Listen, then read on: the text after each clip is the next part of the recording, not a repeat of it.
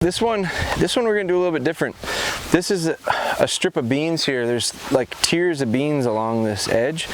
And so this pocket last year, we worked it up and we tilled in, no-tilled in a horny buck brassica blend, really, I think is what it was, on the end of this. And it worked really well. It's beans right now. It's gonna get sprayed yet, and then we'll come back in probably a month and work it up again and plant into it similar to what we did last year. I think we liked how that worked. But what I'm going to do is, instead of putting it back into those beans, because they still got to get sprayed, they're still going to get worked up, I'm actually going to set it out. This gets mowed on the outside, so I think the deer walk up and down it just like a road.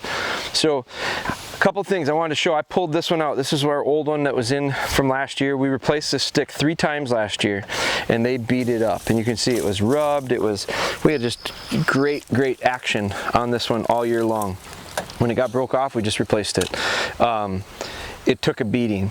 So I wanted to show what it ends up looking like. They're probably still using that. Like I pulled it out of the plot. They probably are still using it. I'm gonna put this new one in though. I'm reusing the stakes. So here's what I'm talking about with, I don't like just putting it down on the sod. There's just too much dead grass and stuff. So what I'm gonna do is I am gonna take the shovel and get a good spot, get through some of that sod, and try to get down into a little bit firmer soil. So you can use your hammer a lot to kind of scratch that. Once you get in there, you realize it's not real, it feels solid, but it's not. So there's a lot of roots and stuff in here. So even though this is probably a temporary spot, because what we'll do is when we do plant that, I'll move it into the plot itself. But for the time being, I'm going to leave it outside the plot on the road where these deer are walking anyway. So I'm going to slide this in, anchor it down, and we'll just put it here kind of as a placeholder for about a month. And then when that plot does get planted, I'll pull the stakes, and I'll probably, as long as the stick's working good, I'll just replant it or move it